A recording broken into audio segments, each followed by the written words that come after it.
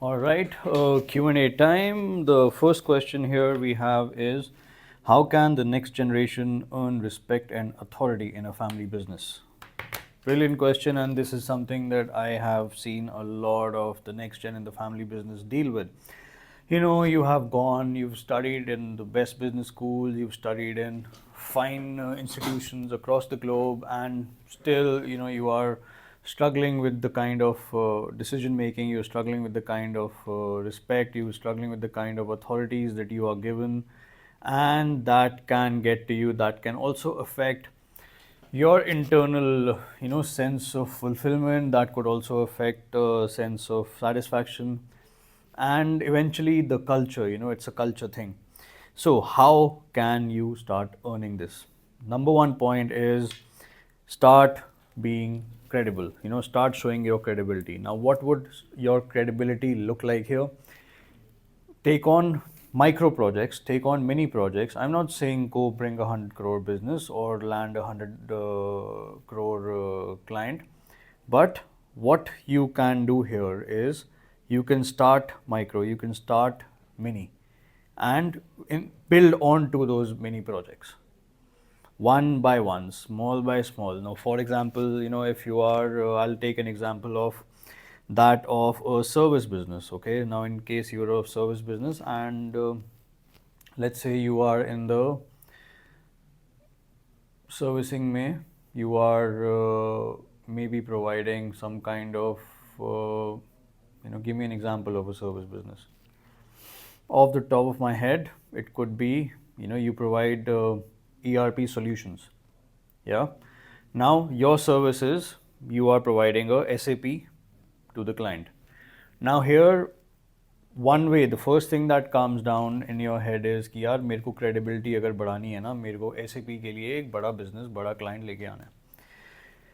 Yes, but वो client बढ़ाने के लिए take on smaller projects, take on mini projects. One of them could be, exhibiting in these trade shows. One of them could be, for example, अभी जैसे startup Mahakumbh चल रहा है, या इस टाइप के बहुत सारे ट्रेड शोज होते हैं, where you go, you show up, you network, you meet people, you look at different industries, and you look at how you can possibly serve them, and then you generate kind of a lead fulfillment system. So that lead fulfillment system, designing that, is a mini project which will eventually lead you to a converting a lead. Let's take another example, that of a manufacturing business. Now, in manufacturing business as well, I also belong to a manufacturing business background, and manufacturing में भी यार हमें एक ideally अगर win बोले या एक credibility बोले, वो ideally क्या होता है कि यार नया client आया. Magar, there's 5,000 other things that are going down in a manufacturing system, right from your purchasing to your HR to your, payrolls and your finance and your quality. So pick up a mini project, pick up, say, and it should be measurable. कि यार मेरे को ना ये project, maybe I want to improve the efficiencies, or maybe I want to get into operations and see how, we are losing money on the quality side and kind of rejections or reworks. So attack that, maybe for a month, 2 months. Now, that mini project, demonstrate in a before and after kind of a scenario. When you do that, and you have to also make everyone aware, those who are your seniors, could be your father, brother, uncles, mother, sister, whoever is your senior in the business, you have to demonstrate that to them. So, maybe call a meeting once a month or once in 2 months, and show them that, okay, this is the result that I have produced. Then,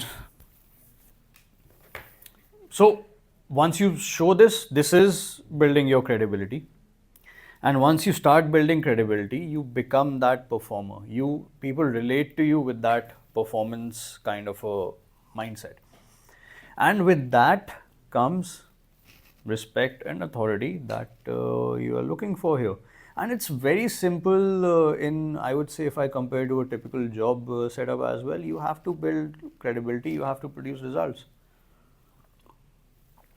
Sorry. Now, if you से कि नहीं यार मेरे को सिर्फ result produce करने हैं, मगर अभी जो मेरे को रिज़ल्ट प्रोड्यूस करने हैं उसके अंदर मेरे को जो समझ आ रहा है वो ये आ रहा है कि यार सिर्फ मेरा अभी एंटर किया बिज़नेस, मैंने ज्वाइन किया बिज़नेस और मेरे को क्रेडिबिलिटी नहीं मिल रही है, मेरे को अथॉरिटी नहीं मिल रही है, मेरे को रिस्पेक्ट नहीं मिल रही है, यार क्यों मिलेगी? I mean I am sure you have a great credential, you have a great degree from a great college. What would have also helped is maybe you would have had a good experience that comes along with those degrees. When I say experience, I mean maybe work in a good company for a minimum of 2 to 3 years. That builds to your credibility. So, anything where you are showing that you have produced results and people have paid you money for your hard work is building up on your respect and authority in the family business. It may or may not settle with a lot of people, but that is the simple truth of life. All right.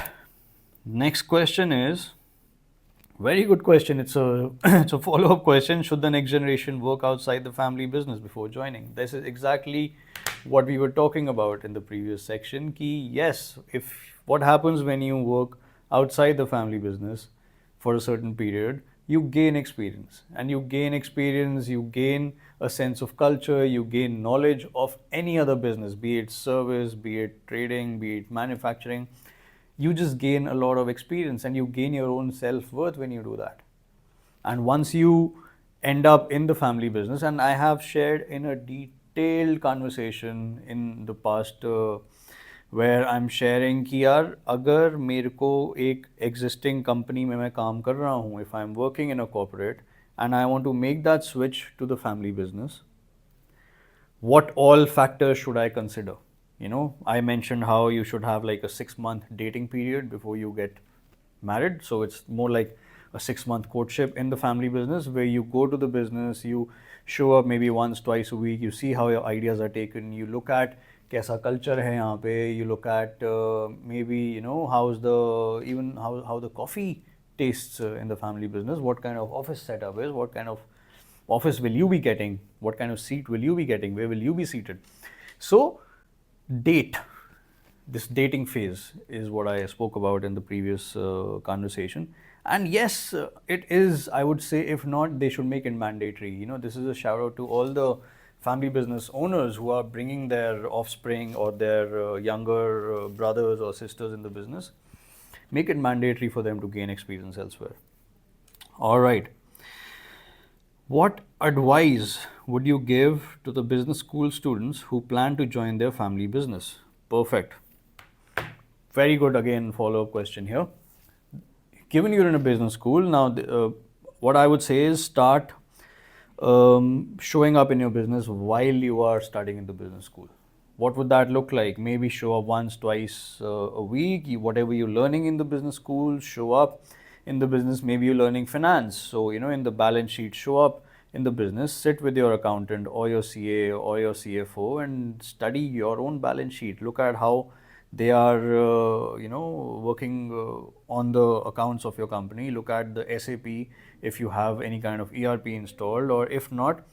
So basically relate to whatever you are studying, come in the business and relate to it while you are studying. Then, let me read the question again. What advice would I give to business school students who plan to join the family business? Then my next advice again is always plain and simple. Work elsewhere for at least 2 to 3 years. You work elsewhere before you show up in the business. Do a courtship period where you are also showing up in the business. See how your new ideas are being received. See how well they are receiving your ideas. So this is all interconnected. If given the first question where he was asking कि यार how to gain respect and authority, वो question की नौबत ही नहीं आएगी अगर आपने पहले ही प्रिपेयर किया होगा, अगर आपने पहले ही कोर्टशिप पीरियड में देखा होगा कि कैसे मेरे आइडियाज़ को टेक ऑन किया जा रहा है, कैसा वर्क कल्चर है, कैसा सेटअप है कंपनी का.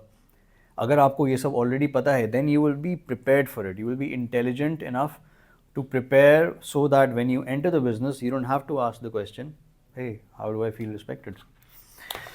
So, Next question. How should a family business approach long-term wealth creation and management? I think this is by far one of the most gray areas in a lot of family businesses, and this is something that we do. We have partners in wealth management, we have partners in wealth creation generation as well, and we do this one-to-one where we have a session with you, and it's a paid consultation. So thank you for asking, and as it's a very long answer to this question, there's a lot of variables, so let's take that on.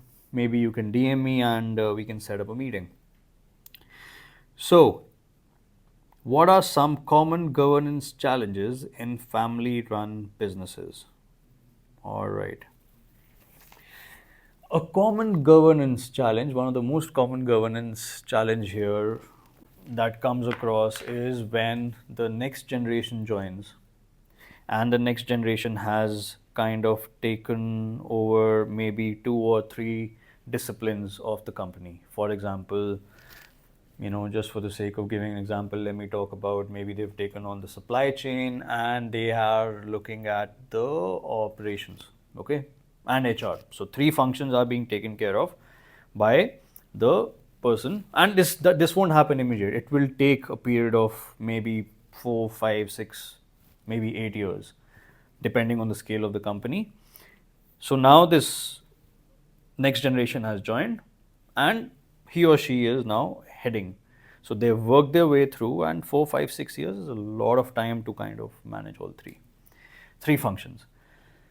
The most common governance issue is when the senior or the elder generation kind of starts to take direct reporting. So for example, there's one HOD who's the HOD in maybe say supply chain, and this is HOD in HR, and this is the HOD supply chain, HR and operations. Now these 3 people, they report to the son, for example. Now the most common governance issue is when the father or the elder brother start bypassing the son and dealing with these 3 directly. So what happens then is this kind of, a lot of times it creates dual reporting. Now dual reporting is the biggest disaster in a family business. I am of the opinion where each one reports to one person. So if you are 2 or 3 people in the management or the promoter side, one person reports to one. One person is responsible for one person is accountable for one employee or one HOD for that matter. So this is one of the most common aspects, where the kind of friction starts to show up, and it's not pleasant. So what I recommend is कि यार अगर ये मेरा area है, it's like compare it with, if you watch the sport of cricket, what happens is there's a ground, and if you are in the fielding team, you have designated zones कि यार ये zone ना ये मेरा zone है, third man मेरा zone है, fine leg मेरा zone है, and the field is divided in such that everyone is responsible for their particular zones, and if you get a ball there, you are solely responsible for that zone. You have to run to catch the ball so that it doesn't end up in the boundary. What happens in dual reporting is a lot of times 2 people just start looking at each other. Hey, it's your turn to run, or is it my turn to run? And in the meanwhile, the batsman is scoring runs. So yeah, I think this is the perfect example that could possibly explain this. So I think this is it for now. I think very intelligent and interesting questions today, and I look forward to seeing you the next time. And in case you have any questions before we do this again, I invite you to please DM me or email me your questions, and I would love to take them on next time.